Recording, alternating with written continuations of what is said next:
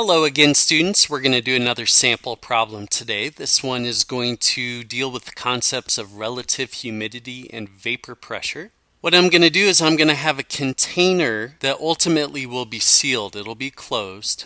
And to begin with, I know the pressure that it's at, and I know the temperature that it's at, and I say that it's 100% relative humidity. That's a different way to say you are in equilibrium between the gas phase for water and the liquid phase for water.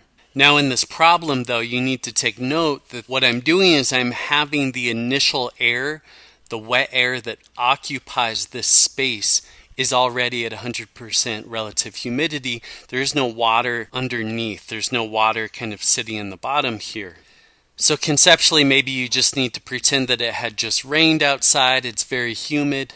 That air is going to go inside of here. And we have these conditions. It's at 40 degrees Celsius, 0.95 atm. It's a 10-liter container and the air is wet.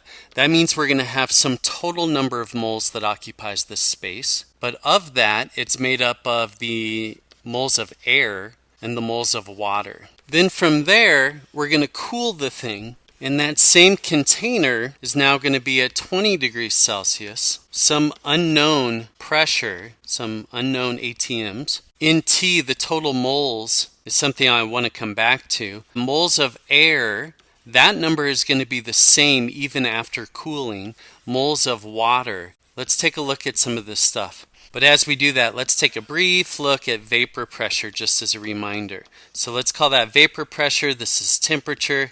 This is one of these things where you're going to get a curve that looks like this. So I'll use blue for that 40-degree mark. I'd have a particular vapor pressure that I could read off of a graph. I did give us that number. It's up here. And at the cooler temperature, there's a different vapor pressure. Again, though, I could read it off of the graph. That number is up here. So I looked those up in a table.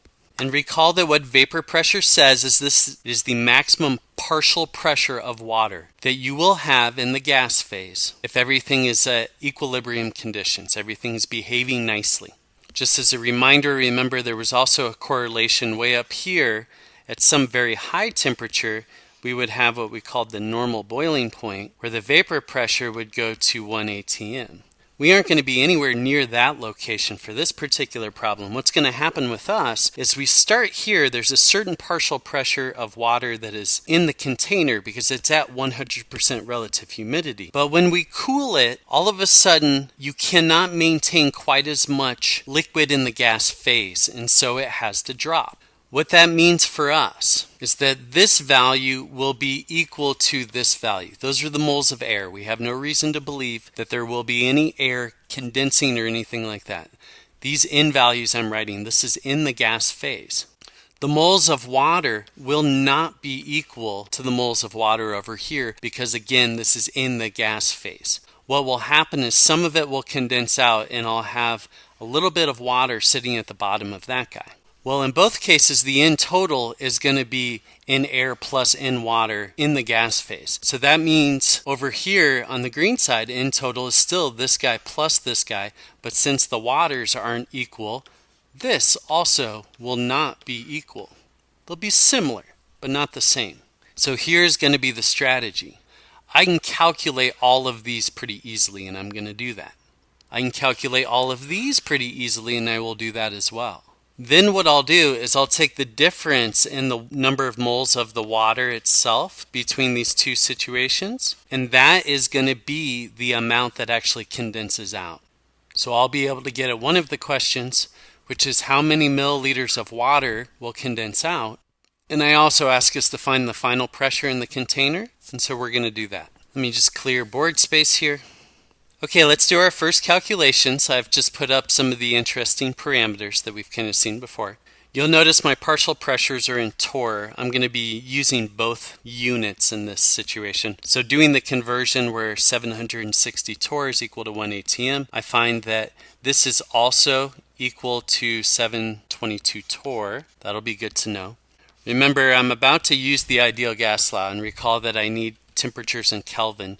This is going to be 313.15 Kelvin.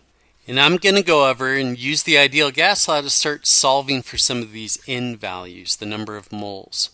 Remember, this is strictly in the gas phase.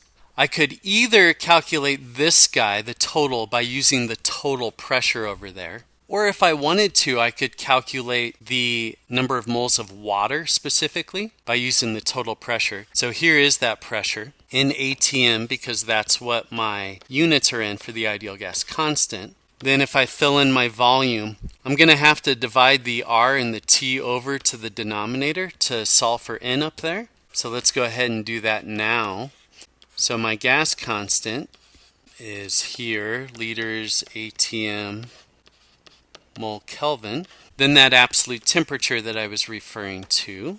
And if I do that, this is in T, and I'm just going to write it over here though. The total number of moles, this is water and all the components of air, 0.3695 mole.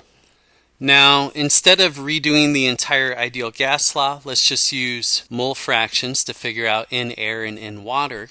And remember, I can also do partial pressures to talk about that. So whatever the pressure is of the water divided by the total pressure, that's going to be equal to in water over in total, assuming ideal gas behavior, which we're going to go ahead and do.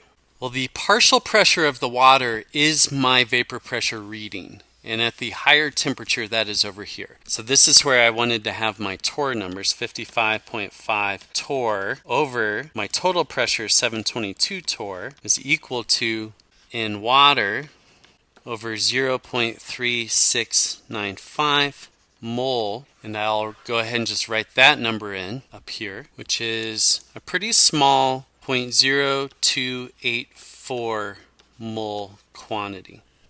Remember, NT is going to be equal to the in air plus in water. So I just need the balance, basically, of those two numbers to figure out what in air is going to be. So if I take this number and subtract this number, I will get that number. So I'm just going to do that real quick and then reclaim board space. Okay, and if I do that, I get 0.3411 mole. Okay, so I've characterized the material that's inside of this chamber initially, and now what we're going to do is we're going to drop the temperature, and we're going to go to 20 degrees Celsius.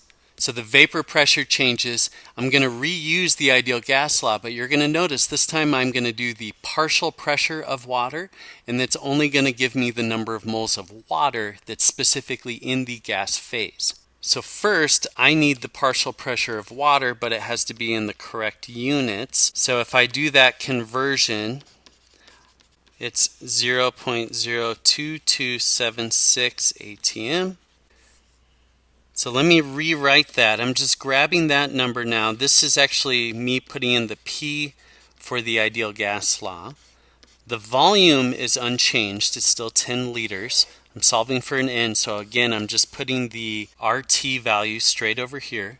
ATM, liter, mole Kelvin.